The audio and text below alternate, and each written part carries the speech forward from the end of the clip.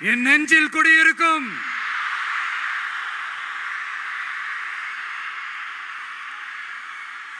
புதுச்சேரி மக்கள் உங்கள் அனைவருக்கும் என்னுடைய வணக்கம். வணக்கம் வணக்கம். எல்லாரும் எப்படி இருக்கீங்க?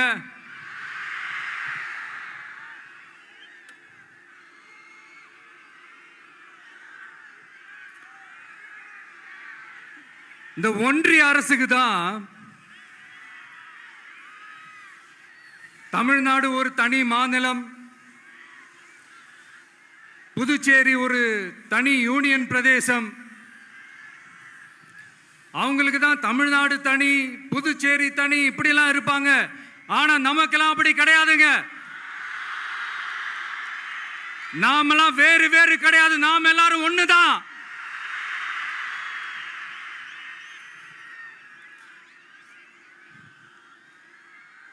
தமிழ்நாடும் புதுச்சேரியும் தனித்தனியாக இருந்தாலும் நாம் எல்லாரும் ஒண்ணுதான். நாம் எல்லாரும் சொந்தம் தான்.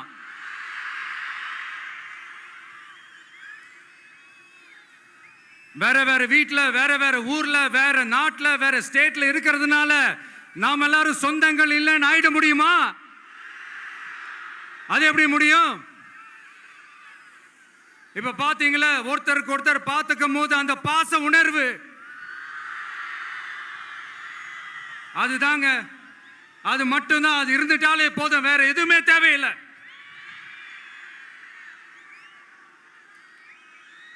அதனால தமிழ்நாடு, புதுச்சேரி, கேரளா, கர்நாடகா, ஆந்திரா மட்டும் இல்ல, உலகத்துல எந்த மூலையில நம்ம வகைரா இருந்தாலும் அவங்க எல்லாருமே நம்மளோட உயிர் தான். அவங்க எல்லாருமே நம்மளோட உறவு தான்.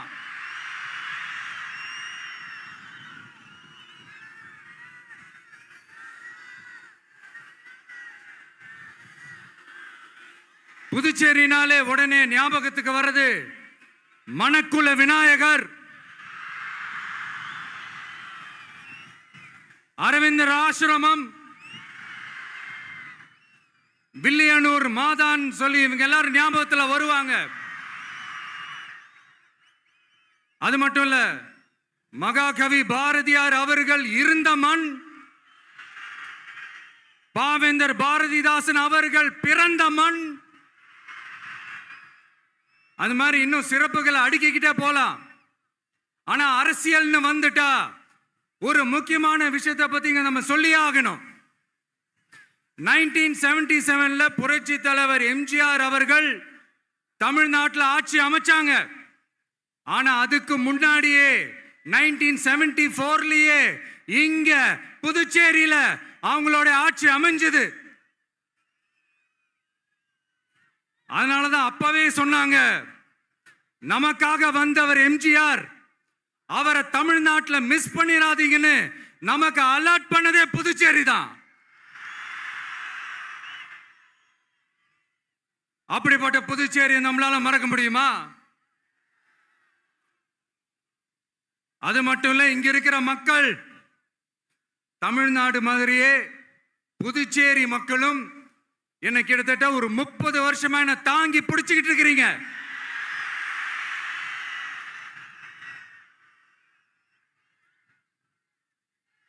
அதனால இந்த விஜய் தமிழ்நாட்டுக்கு மட்டும்தான் குரல் கொடுப்பான்னு நினைக்காதீங்க.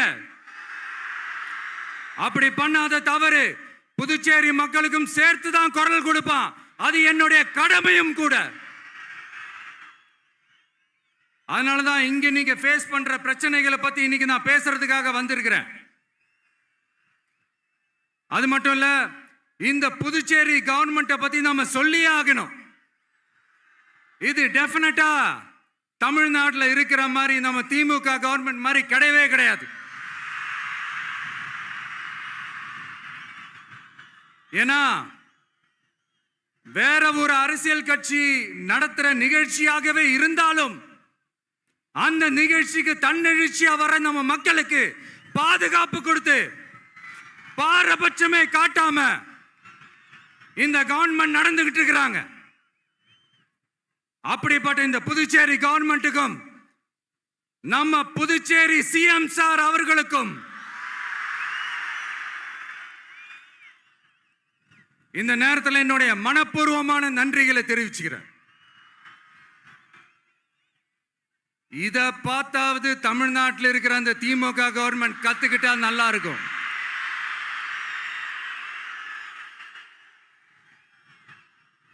ஆனா அவங்க கத்துக்க மாட்டாங்க. பரவாயில்ல, வரப்போற எலெக்ஷன்ல 100% கத்துக்குவாங்க. அத நம்ம மக்கள் பார்த்துக்குவாங்க.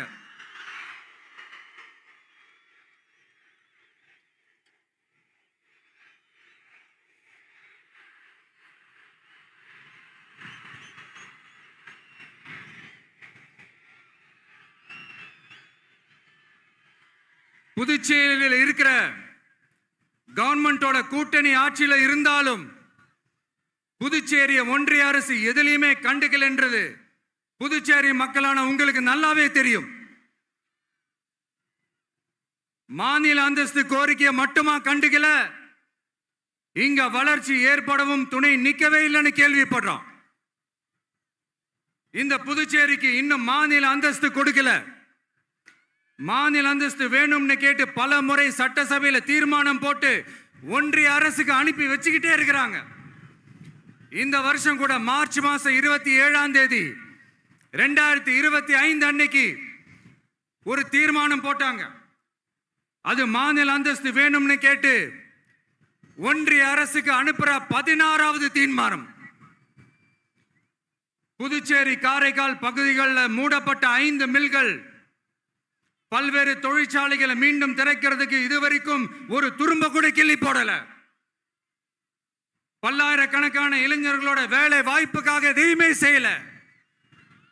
இங்க ஒரு ஐடி கம்பெனி உருவாகணும்ன்றது எண்ணமே இல்லை. அதை பத்தி யார் பேசினாலும் அது அவங்க காதல விழவே விழல. இங்க ஒரு அமைச்சரை ஊழல் குற்றச்சாட்டுல பதவி விட்டு நீக்கப்பட்டு அந்த இடத்துக்கு இன்னொருத்தரை நியமிச்சு 200 நாள் ஆச்சு.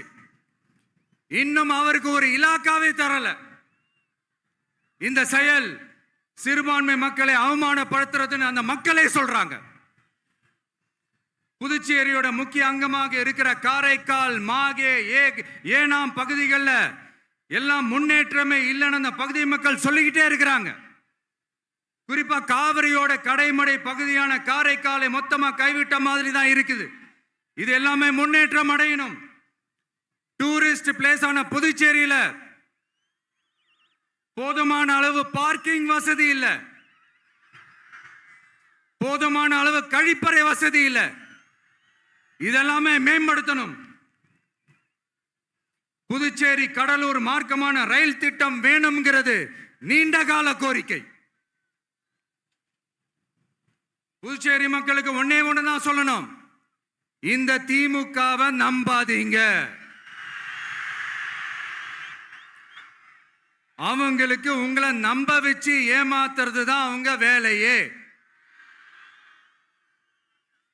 நான் சொன்ன பல கோரிக்கைகளை எல்லாம் தீர்த்து வைக்கிறதுக்கு நம்ம புதுச்சேரி கவர்மெண்ட்டுக்கும் அதோட மக்கள் திட்டங்களுக்கும் ரொம்ப அக்கறையா உண்மையா துணை நிற்கணும்.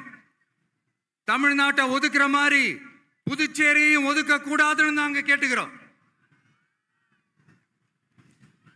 கிட்டத்தட்ட 20 லட்சம் பேர் வாழ்ற யூனியன் பிரதேசமான புதுச்சேரி மத்திய நிதி குழுவில் இடம்பெறவில்லை. அதனால் மாநிலங்களுக்கான நிதி பகிர்தல் அடிப்படையிலும் யூனியன் பிரதேசங்களுக்கான நிதி பகிர்தல் அடிப்படையிலும் புதுச்சேரிக்கு நிதி ஒதுக்கப்படுவதில்லை.